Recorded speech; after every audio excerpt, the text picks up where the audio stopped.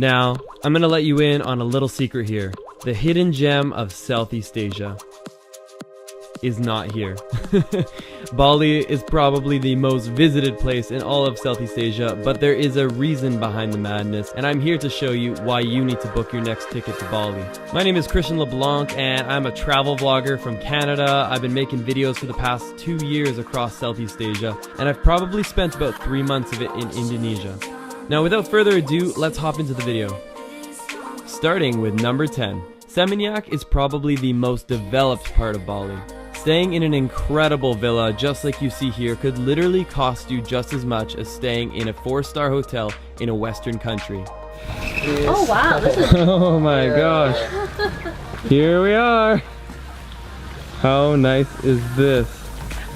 Money just goes so much further here.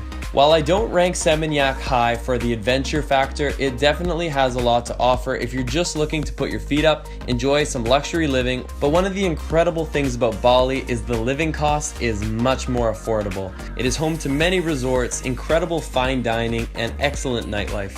And speaking of good food, Motel Mexicola is a great place for nightlife and food. But be wary, it is quite expensive. Number 9 is Gunung Kawi. Now, I'm probably not saying it right, but this is an incredible temple built into a hillside. The environment is in the lush green forest of Bali, and there's something very unique about being here. You truly feel like you're experiencing some of Bali's history. The entire complex was actually built in the 11th century as a massive tombstone for the king and his family. The incredible tombstone is surrounded by a beautiful rice terrace. It's definitely worth exploring. Next up on the list is Jimbaran, somewhere I had one of the most remarkable sunsets of my entire life. Jimbaran can also be quite touristy. There's a lot of people that go here to enjoy the sunset, enjoy some fresh seafood, but that's not necessarily a bad thing. You can definitely expect to compete with some crowds, but you'll have a remarkable night with some great food. We had a delicious entree of seafood at one of the restaurants here, and there's many to choose from. Bali is filled with incredible waterfalls, but the two that stood out the most to me are Tugunagun and Padang Bulia. These two waterfalls are an incredible day trip. Tugunagun is probably the most visited of all the waterfalls, but I'm actually sharing with you a little secret here. Padang Bulia is by far one of the most unknown waterfalls that is worth visiting in Bali. This is truly a local secret and a Lost LeBlanc find. Although it's a little smaller than Tugunagun, it is no less magical, and it is definitely a photographer's dream. You don't have to compete with the crowds, and you still get a magical scene. If you're traveling for photography purposes, this little Balinese gate here is actually a very popular photography destination. There's Balinese gates just like this one here all over the island, but this one is, in my opinion, the most iconic.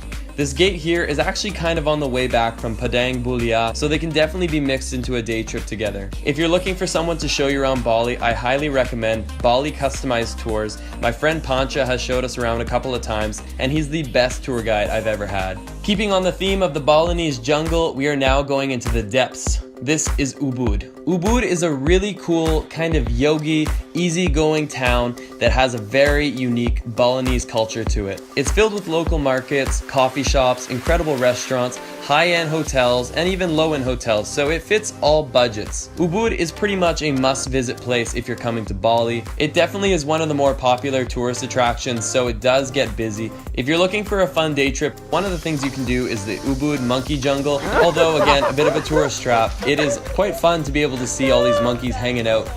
Also worth noting, if you're looking to do a little interior decorating with your house, Ubud is full of these local craft shops. The thing that I love most about Ubud is that once you get out of the proper town area, there's some incredibly relaxing hotels or villas that you can stay in. We stayed in one place that was called the Glamping Resort, and essentially we felt like we were in the middle of the jungle, but with the comfort of nice amenities and great food. Cinnamon. Apparently it has some of the best uploading speeds in all of Ubud. Good internet can be very challenging at times in Southeast Asia. One thing I will definitely caution you on though is that Ubud is surrounded by rice paddies, and rice paddies are inhabited by insects. I don't know if you can see this, but look at this thing on our window. My god, it literally just ate them off. It has it in its mouth. This. Oh, you're crazy. There's a lizard on the wall. They're building a nest in my room. They're building a nest.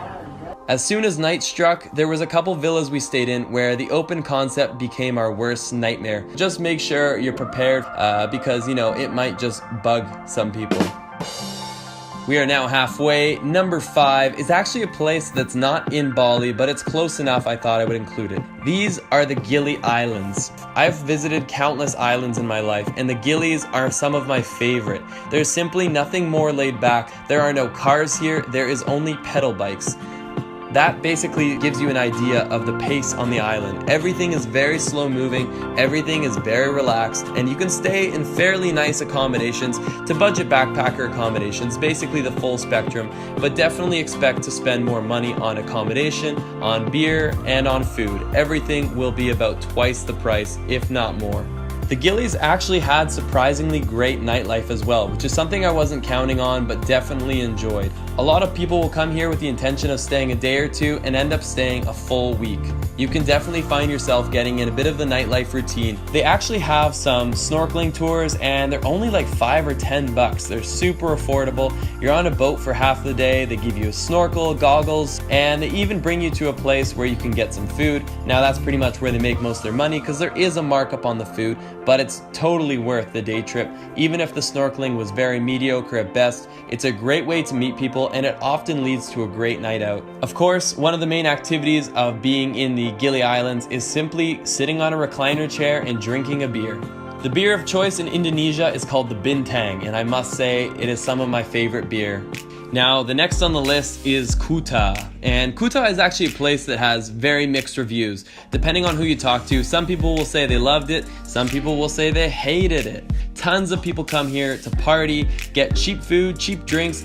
Essentially, it's the most westernized part of Bali, and it's pretty much the nightlife capital of the island. This is definitely a place that a lot of backpackers like to come, but there are high-end budget people that stay here in the nicer hotels and resorts. It has pretty much everything for every budget. If you're just wanting to get into surfing and you're looking for a great beginner's place, Kuta actually has a beach that's fantastic for that. The waves are very manageable and you can pretty much go down to the beach and rent a surfboard on any single given day. There's no security deposits, no insurance forms to fill out. You simply give a guy like $5, he lends you a surfboard and you're off.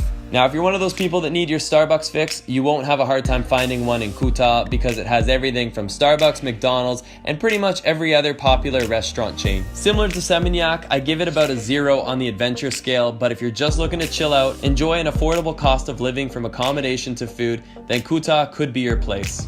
Now, number 4 is somewhere I have never been before. This is Uluwatu. This is a place that people absolutely rave about. Uluwatu is in the very southern tip of Bali, and one of the best things about it is that you have a much quieter environment, but you still have amazing villas, hotels, restaurants, and some of them are even built on the side of a cliff. There's a few very iconic sites here, including cliffside temples, and I highly recommend you add Uluwatu to your list.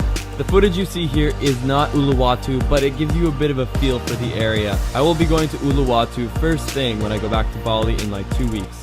Now, number 2 on the list is a place called Canggu, and Canggu, or Canggu, depending on how you want to pronounce it, is definitely one of my most favorite developed areas in Bali. It's not off the beaten path, but it has enough of a quiet side that you feel like you're outside of the busyness of Bali, and yet you have a nice surf town feel to it. There's a lot of surf shops because this is one of the best places to catch the great waves that hit Bali. I tried it as a beginner and I got destroyed, but I will not discourage you from trying it. Find everything from entry level to expensive villas and hotels. Similar to Ubud in a sense, it has kind of a laid back feel to it. It's very chilled out. It's the kind of place where you got those really hipstery, trendy coffee shops and restaurants and other beach town feels to it. If you're looking for what I believe is one of the best places to go out in Canggu, I went out to Old Man's, and yes, that sounds really weird, but that's probably the most popular and it's right near the ocean, so the after party normally becomes the beach. And my number 1 recommendation of Bali is... That was my really bad attempt at a drum roll. And you've already seen the little text below, so I kind of gave it away. But Nusa Penida. This right here is the hidden gem of Bali, and it might not be staying that way for long. I was there about a year and a half ago before anyone was talking about it, and this place dropped my jaw. Within about a 45-minute ferry off the mainland of Bali, we arrived. this place is something out of a dream. It's been over a year since I've been there, and things have definitely changed. First off, going to Nusa Penida from when I last experienced it, it had a bit of a challenge to it. You're definitely going to want to hire a car to show you around for the day, and I would recommend doing 2 days. The roads are very rough, slightly undeveloped, and quite mountainous. You can definitely try to rent a scooter, but this is one of the few places where I think it does make sense to have a driver. There are 2 very notable lookout points. This one right here that basically looks like a dinosaur head, and on the other side of Nusa Penida, there's this one right here. Staying in Nusa Penida will definitely cost you a little bit more than the mainland because it's not overly developed, but it is very up and coming, so be ready for more development. I highly recommend you get here as soon as possible because this might not be the same story in 5 years, and these viewpoints might become a whole lot busier. Accommodations range from budget to medium scale. I don't believe there's anything too high-end on the island, but again, that could quickly change. That has been my top 10, guys. I hope you liked it. My name is Christian, also known as Lost LeBlanc. If you're new here, make sure to hit subscribe because I'm doing weekly informational videos all about traveling across Southeast Asia. And I'm doing a big upcoming trip to Indonesia once again to show you parts outside of Bali, and maybe I'll dabble a little bit in Bali because I just love it so much there. But make sure to be following me on Instagram, on YouTube, on Facebook, all of my social medias. It is @LostLeBlanc. Thanks for watching, guys, and let's get lost in the next one.